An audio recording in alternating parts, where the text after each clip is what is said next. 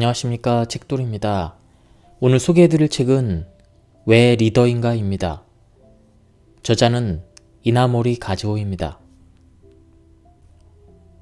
저자 소개를 간단하게 하겠습니다.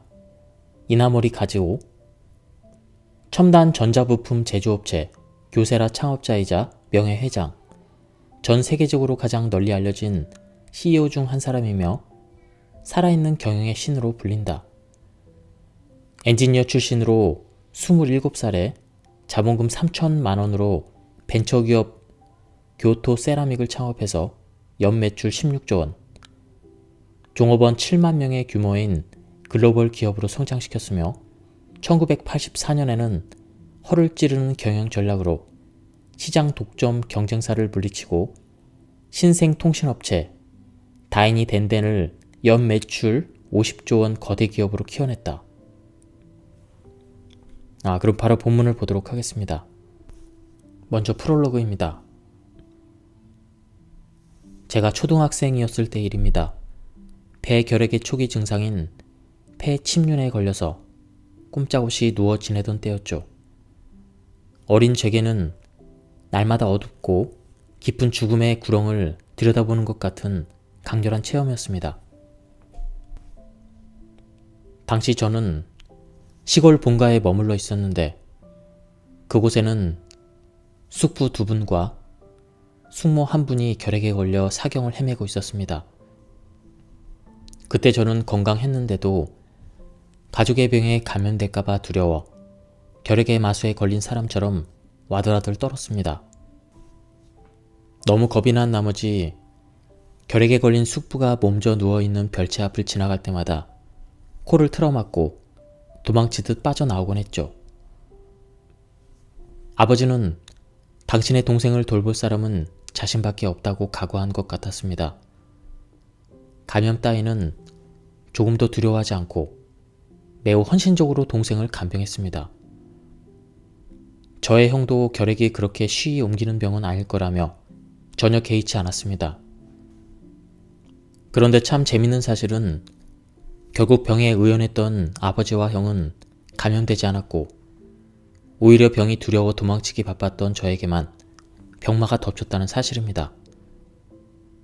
저는 매일 병상에 누워서 슬금슬금 엄습하는 죽음의 공포에 으르르 떨면서 한없이 우울한 심정으로 신음했습니다. 그런 제 모습이 안쓰러웠는지 이웃 아주머니가 책을 한 권 빌려주었습니다. 그 책에는 대략 이런 내용이 적혀 있었습니다. 어떤 재난이든 그것을 끌어당기는 마음이 있기 때문에 일어난다. 자신의 마음이 부르지 않는 일은 그 어떤 일도 가까이 다가오지 않는다. 정성껏 숙부를 간병하던 아버지와 병 따위 신경 쓰지 않고 태연하게 생활하던 형은 병에 걸리지 않았습니다. 오히려 병을 두려워하고 질색하며 피하려고만 했던 저는 덜컥 병마를 불러들이고 말았습니다. 모든 것은 마음이 만들어낸다.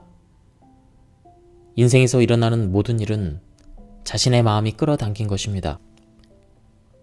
필름에 촬영된 영상을 영상기가 그대로 스크린에 비추듯 인간의 마음 역시 자신이 그린 그림을 현실에 그대로 재현합니다. 이는 세상을 움직이는 절대 법칙이자 모든 일에 예외가 없이 적용되는 진리입니다. 그러므로 마음에 무엇을 그릴 것인가, 어떤 생각을 품고 어떤 자세로 살아갈 것인가와 같은 물음이야말로 인생을 결정하는 가장 중요한 요소라고 할 수 있습니다. 현실이 사람의 태도와 자세를 만드는 것이 아니라 마음이 현실을 만들고 움직여 나가는 것입니다.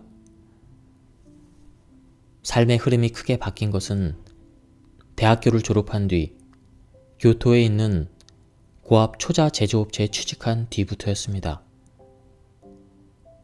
경기 불황과 취업난 속에서 교수님의 소개로 간신히 들어간 회사였습니다. 그런데 막상 입사하고 보니 회사는 부도 직전 상태로 은행의 관리 감독을 받고 있었습니다. 달리 도망칠 곳이 없었던 저는 마음을 고쳐먹고 일의 정면으로 맞붙어 보기로 했습니다. 열악한 환경이었지만 나는 내가 할 수 있는 일을 하겠다는 각오로 회사에서 거의 살다시피 하면서 연구 개발에 몰두했습니다.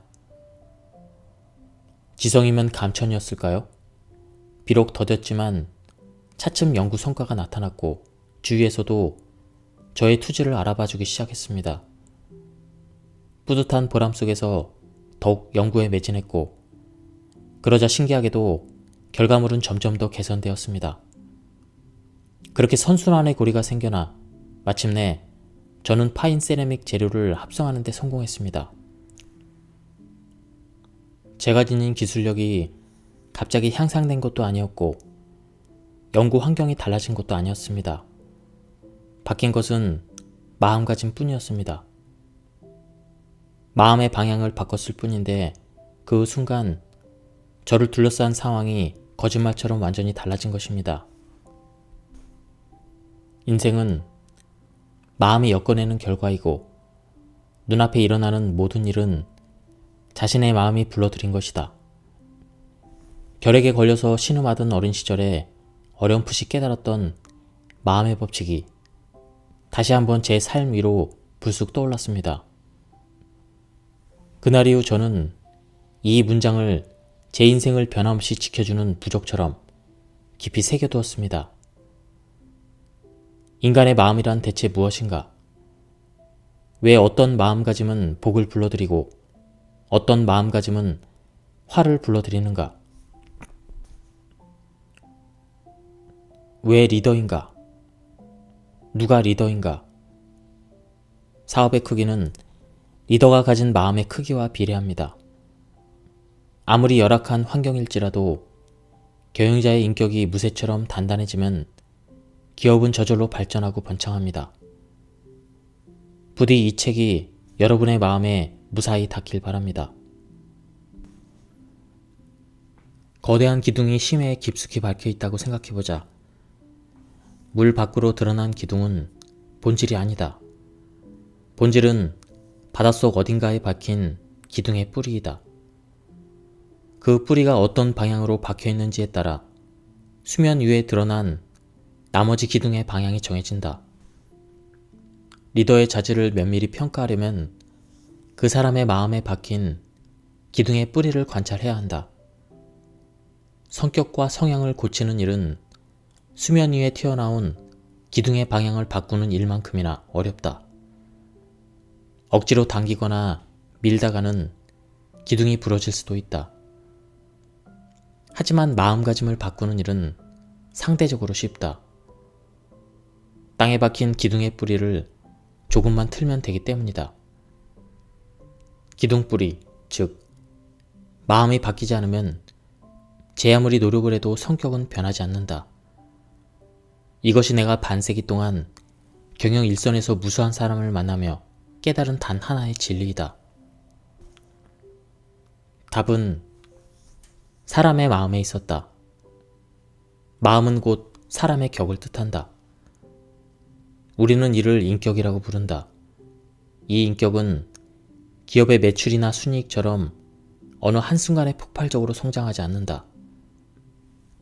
아주 오랜 시간 꾸준히 물과 햇볕을 받아 자라는 호야처럼 정성을 들여서 가꿔야만 꽃이 피어난다. 그리고 이 마음의 터전을 가꾸는 방법은 특별한 방정식으로도 나타낼 수 있다. 인생이란 이 마음의 방정식을 끊임없이 연마하고 수련하는 과정의 연속임을 증명할 것이다. 사람의 마음 깊은 곳에는 혼이 있고 그보다 더 깊은 곳에는 핵심이라고도 할 수 있는 진아가 있다.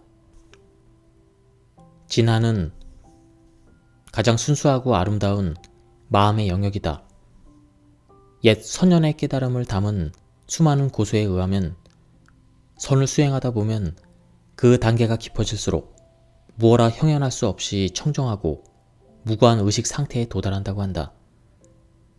이는 고요하고 순수한 행복의 극단이며 충만한 기쁨으로 가득 차 있는 모라의 경지라고 할 수 있다. 자신의 존재조차 있는 순간 나는 바로 이 경지를 진화에 닿은 상태라고 확신한다. 누구나 마음속 깊은 곳에 한없이 순수하고 아름다운 진화를 품고 있다. 사람의 마음과 마음을 연결해 서로에게 온전히 닿는 방법은 바로 이 진화의 영역을 어떻게 활용하느냐에 따라 결정된다. 그렇다면 그 구체적인 방법이란 무엇일까? 그것은 바로 이타의 마음이다. 나는 확실한다. 이타의 마음이야말로 모든 경영의 핵심이고 나아가 만물을 만물로 성립시키는 우주의 마음이라는 것을. 불교에서는 우주의 온갖 사물과 현상, 즉 삼라만상의 부처가 머물고 있다고 설파한다. 예로부터 모든 종교가 말해왔듯이 이 세상의 모든 것은 원래 하나의 존재였다. 우주의 마음이라고도 할 수 있는 이 단 하나의 존재가 온갖 사물과 현상으로 깃들어 단지 모습을 바꿔서 세상에 드러났던 것뿐이다. 사람의 마음도 마찬가지다. 우리의 마음 역시 수없이 쪼개고 또 쪼개고 그러고 나면 결국 진화라는 결정체만 남는다. 그리고 모든 사람의 진화는 만물의 근원이라고도 할 수 있는 우주의 마음과 같은 곳에 존재했다. 그렇다면 우주의 마음이란 대체 무엇일까? 이는 우주를 형성해온 위대한 의지라고 바꿔 말해도 좋을 것이다. 우주에는 만물을 행복으로 이끌어 멈추지 않고 성장시키려는 강력한 의지가 작동한다. 우주가 처음 생성되어 지금까지 발전한 역사를 보면 그 사실을 잘 알 수 있다. 애초에 한 줌의 소립자밖에 없었던 우주는 빅뱅을 계기로 원자를 만들었고 원자는 마침내 결합해서 분자를 생성해왔다. 그리고 분자끼리 결합한 고분자에 DNA가 접착되어 최초의 생물이 생겨나 고등 생물로까지 진화를 거듭했다. 스티븐 호킹 박사는 이 드넓은 우주에는 사랑이라는 에너지가 널리 퍼져 있다고 말했다. 혹자는 이를 중력이라고도 부르는데 이 중력 덕분에 태양계의 수많은 행성은 서로를 끝없이 밀고 당기며 절묘한 균형을 유지하고 있는 것이다. 만약 우주에 이런 힘이 작동하지 않았다면 지구는 태양과 너무 멀리 떨어져 얼음에 뒤덮인 죽음의 별이 되었을 것이며 행성 간의 중력이 너무 강해 태양과 너무 가까이 붙었다면 지구의 모든 생명은 태양의 맹렬한 화염에 불타 사라졌을 것이다. 호킹 박사는 이러한 우주의 위대한 에너지를 발견한 것이 아니었을까? 그가 말한 것처럼 우주에는 사랑이라고 설명할 수밖에 없는 순수한 힘이 흐르고 있다. 나는 이를 이타의 마음이라고 부른다. 태초의 우주로부터 움트기 시작한 이 엄청난 에너지는 현실은 물론 과거와 미래까지 바꾸는 힘이 있어 자연스레 좋은 일을 불러들여 그 행위자를 성공으로 인도한다. 무엇이든 좋은 방향으로 이끌고자 하는 긍정적인 소망, 타인과 세상을 행복하게 하려는 아름다운 마음을 지닐 때 비로소 우주의 기운은 그 마음에 깊이 동조하고 공감하여 저절로 모든 일이 좋은 방향으로 조금씩 기우는 것이다. 무언가 문제가 일어나면 사람들은 그 해결책을 찾습니다. 그런데 그 순간 바로 머리에 떠오르는 생각들은 이기심이나 욕망, 그릇된 감정에서 비롯된 것이 대부분입니다. 성인 군자가 아닌 이상 곧장 선한 판단을 내리는 것은 불가능합니다. 따라서 맨 처음 떠오른 생각을 그대로 실행에 옮길 것이 아니라 잠깐만 하고 일단 판단을 보류한 뒤 선악의 기준에 맞춰서 문제를 차근차근 살펴봐야 합니다. 고민과 행동 사이에 언제나 완충의 시간을 배치하기 바랍니다. 경영을 하며 적확한 판단을 내리는데 필요한 것은 좋은 머리와 풍부한 지식이 아니다. 모든 판단의 기준이 되는 경영자의 마음속에 자리한 선악의 규범이 가장 중요하다. 그렇다면 이 선악의 규범은 어떻게 만들어질까? 바로 마음 깊숙한 곳에 있는 혼에서 출발한다. 앞에서 말했듯 그 사람의 마음의 중심부에는 혼이 있고 그 가장 깊은 핵심에는 진아가 있다. 사람은 누구나 그렇게 사랑과 조화로 가득 찬 맑은 진아를 마음 깊은 곳에 품고 있으며 세상의 거친 파도에 휩쓸려 온갖 단맛과 쓴맛을 보면서 자신만의 가치관과 세계관을 쌓아간다. 이처럼 이 세상에 태어났을 때부터 우리는 이미 혼을 갖고 있으며 그 바깥쪽을 본능이 둘러싸고 있다. 갓 태어난 아기는 누군가에게 배운 것도 아닌데 탯줄이 잘리는 순간부터 입을 열고 폐호흡을 시작한다. 인간이 경험하는 첫 감성은 구원을 요청하는 비통함과 애절함이라고 할 수 있다. 그렇게 감성만으로도 생존에 필요한 기본적인 욕구를 해결할 수 있는 상태를 지나면 다시 감성의 한층 바깥쪽에 지성이 뿌리를 내린다.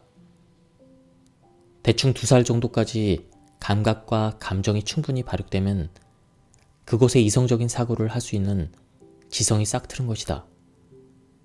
이처럼 마음이란 가장 중심에 있는 진아와 그것을 둘러싼 혼과 그 바깥쪽에 마치 양파 껍질처럼 각각 층을 이룬 본능과 감성 그리고 지성으로 이루어져 있는 것이다. 이것이 바로 모든 인간의 공이 적용되는 마음의 구조이다. 지난 경험에 비춰볼 때 인생의 중요한 문제나 회사의 미래를 좌우하는 중대한 판단일수록 그 결정은 순수한 혼에서 나온 것이었다. 혼으로 판단하라. 대체 이게 무슨 말일까? 이는 인간으로서 옳은 일을 하라는 의미이다. 이에 득실이 아니라 순수한 도덕과 윤리에 입각해서 오직 선악의 여부만을 판단해 척도로 삼는 일이다.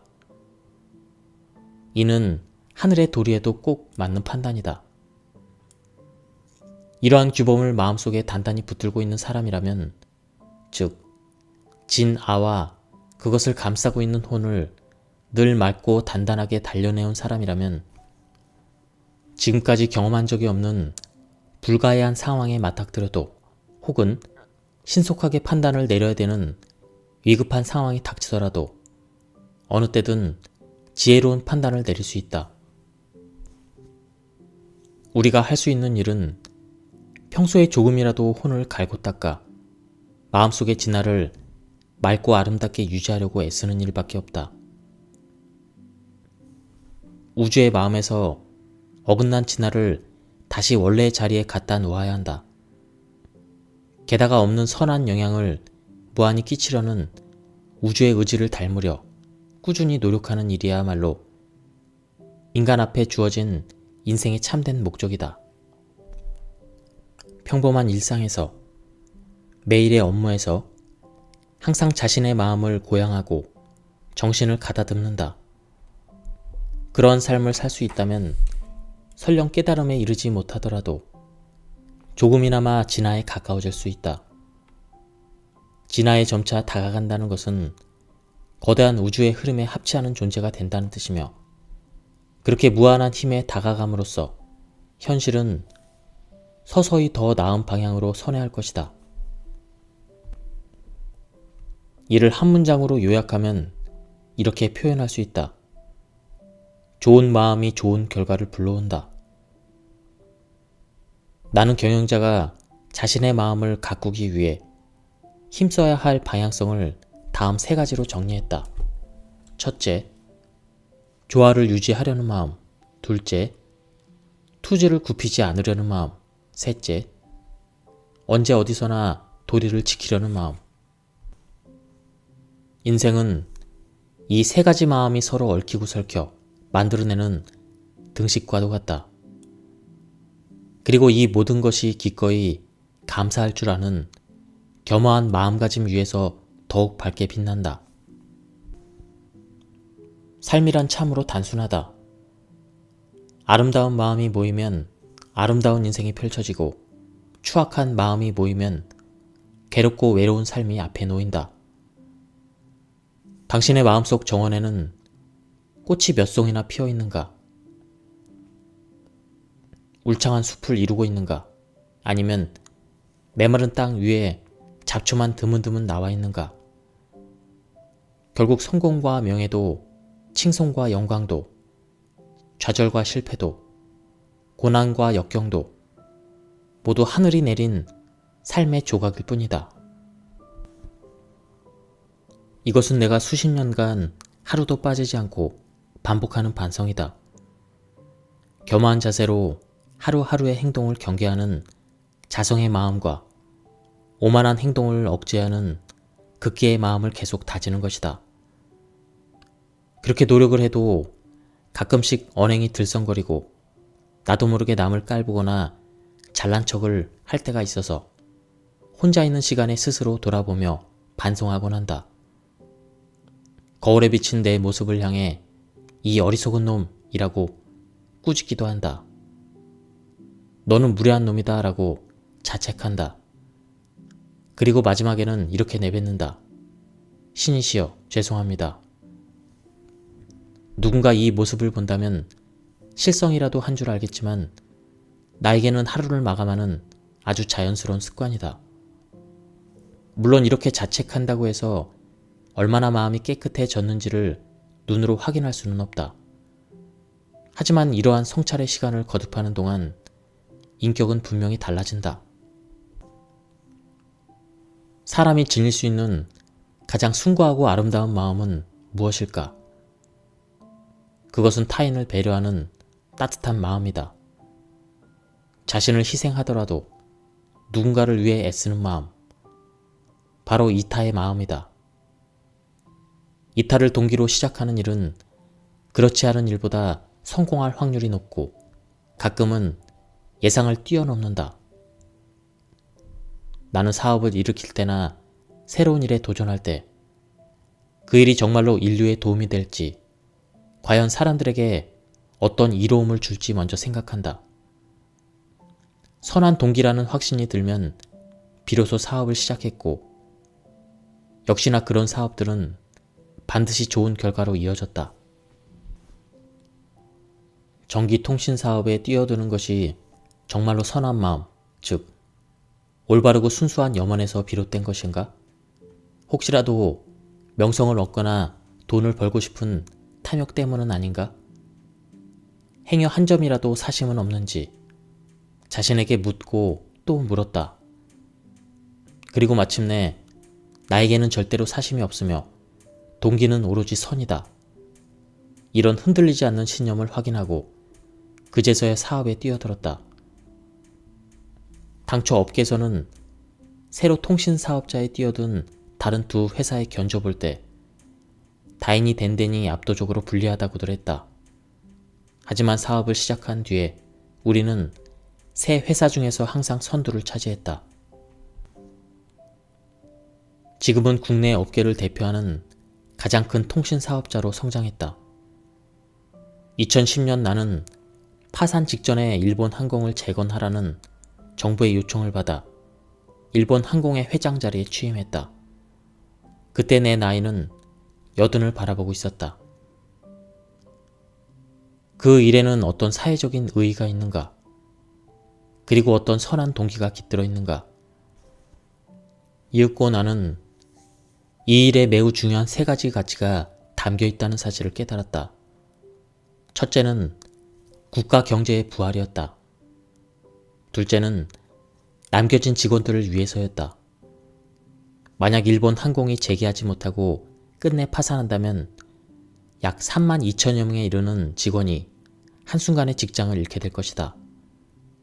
셋째는 국민의 편익을 위해서였다. 일본 항공이 없어지면 국내 대형 항공사는 단 한 곳밖에 남게 되어 공정한 경쟁 원리가 작동하기 어려워질 것이 분명하였다. 일본 항공의 재건은 분명 사회적으로 큰 의미를 지닌 사업이라는 결론에 이르렀고, 나는 사람이 행해야 될 정의임을 알면서도 실행하지 않는 것이야말로 더 큰 부정이라는 그 말을 떠올리며 회장 취임을 받아들였다. 우리는 개혁에 착수한 지 불과 1년 만에 파탄난 재정을 회복했고, 그 다음 해부터는 역대 최고 수익을 해마다 갱신했다. 모든 것은 마음에서 시작되어 마음으로 끝난다. 이 말이야말로 지금까지 내 인생에서 체득한 마지막 지혜이며 내가 날마다 잊지 않고 주문처럼 외우는 한 조각의 진실이다. 인간의 마음에 대해서, 그 위대한 힘에 대해서 우리는 너무나 오랫동안 외면해온 것이 아닐까. 일체유심조, 때론 마음이 전부다. 단 한 톨의 의심 없는 순수한 마음만이 위대한 업을 이룰 수가 있다. 위대한 꿈을 품은 리더라면 부디 이 말을 믿기 바란다. 종전 직전에 공습으로 집과 공장이 모두 불타 없어지고 말았다.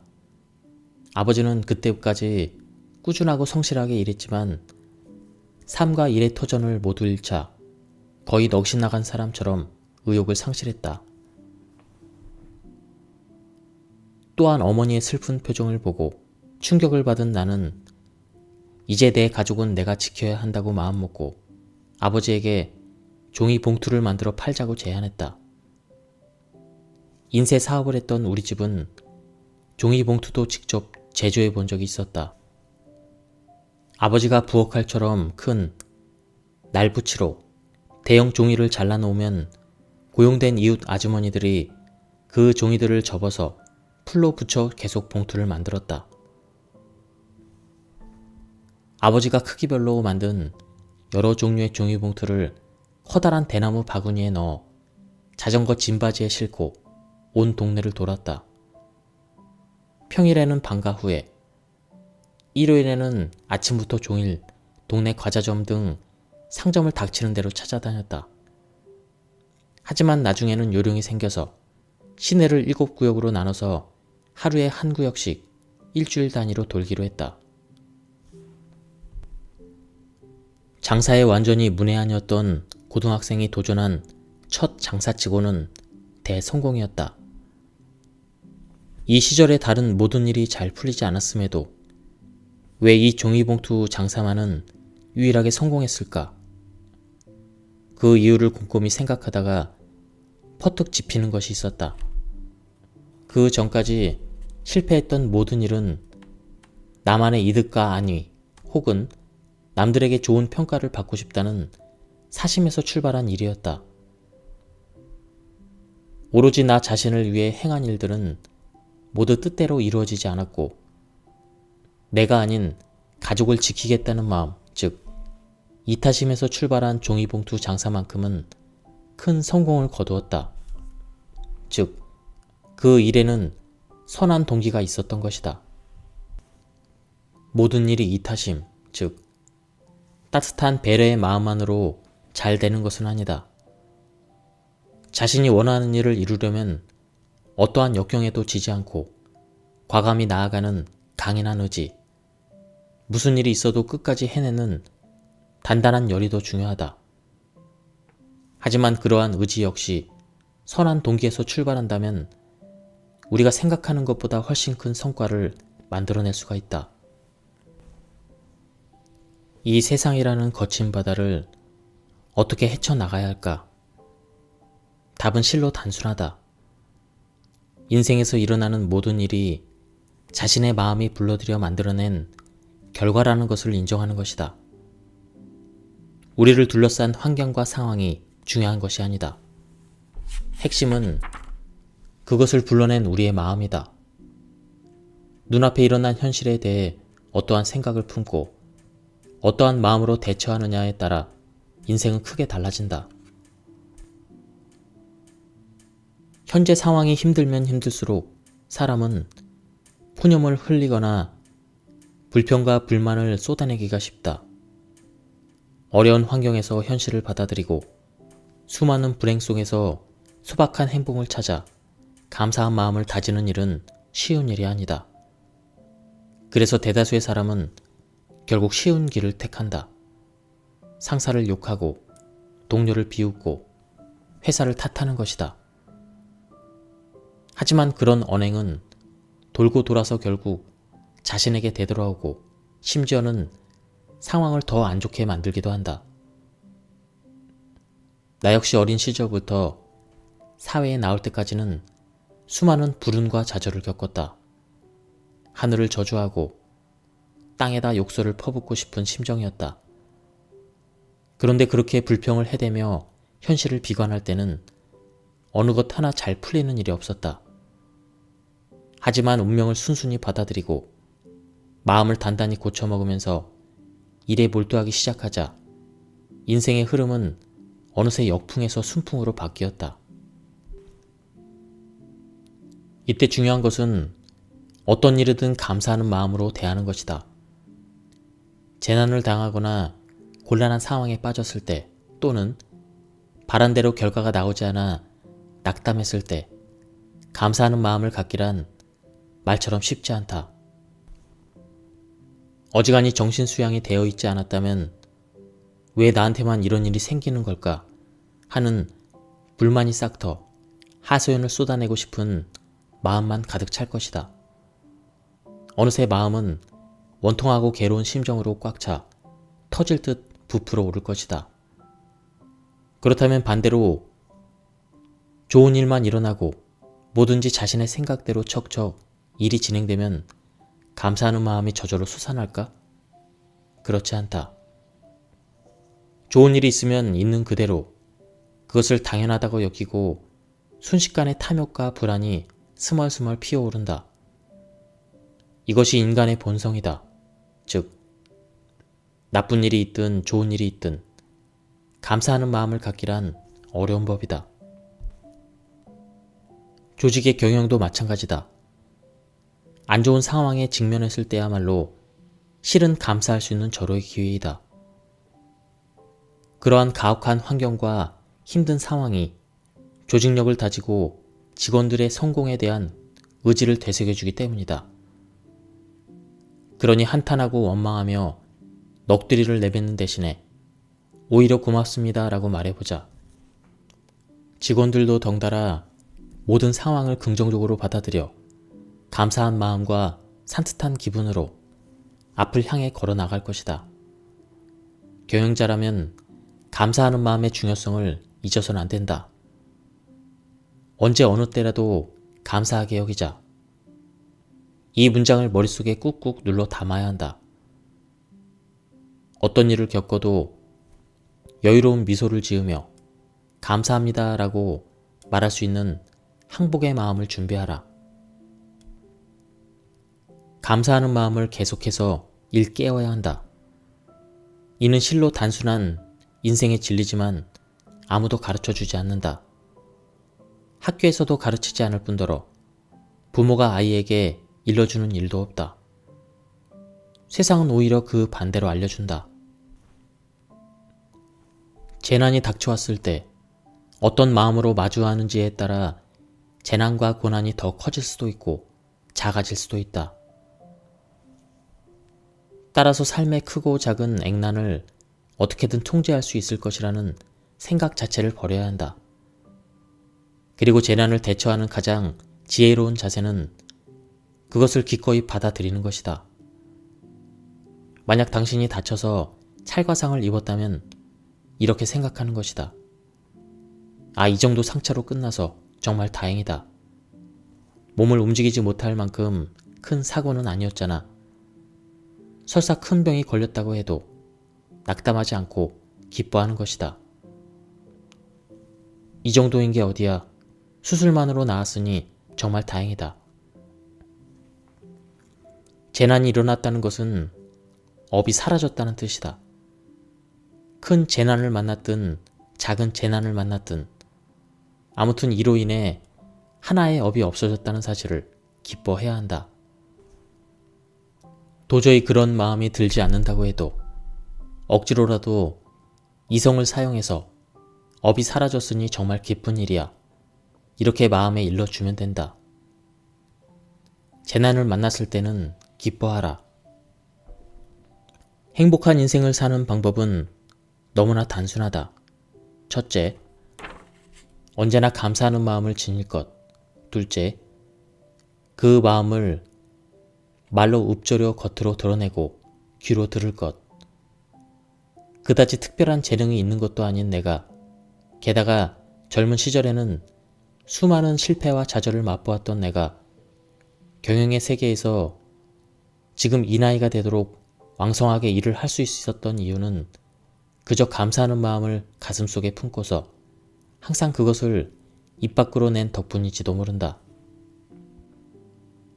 석가모니가 수행의 길을 설파한 교리인 육바람일에는 6가지 덕목이 나온다. 그 가운데 정진이 있다. 어떤 일에도 정성을 다해 매진하고 노력을 멈추지 않는 것이 바로 마음을 갈고 닦는 길이라고 석가모니는 가르치고 있다. 마음을 단련하기 위해 굳이 좌선을 하거나 산에 들어가 떨어지는 폭포수를 맞을 필요는 없다. 지금 자신이 하고 있는 일에 온 마음과 온 힘을 다해 몰입하면 된다. 사소한 일 하나에도 진심으로 감사를 표하고 지금 이 순간에 진지하게 자신의 일에 매진하는 것이야말로 그 무엇으로도 대신할 수 없는 정신 수양이다. 내가 날마다 남만 감사합니다. 이렇게 되뇌는 이유가 바로 여기에 있다. 지금까지 이 책에 대한 리뷰를 모두 마쳤습니다. 이 책은 저자가 왜 경영의 신으로 불리는지 알 수 있게 하는 그런 책이었습니다.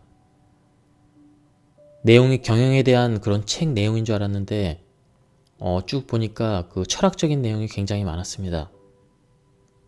그리고 감명 깊은 부분도 굉장히 많았습니다. 그리고 제가 발췌해서 읽었기 때문에 맥락이 많이 끊기고 그리고 소개해드리지 못한 부분이 많습니다. 한번 책을 구해서 읽어보실 것을 추천드립니다. 여기서 리뷰를 마치도록 하겠습니다. 감사합니다.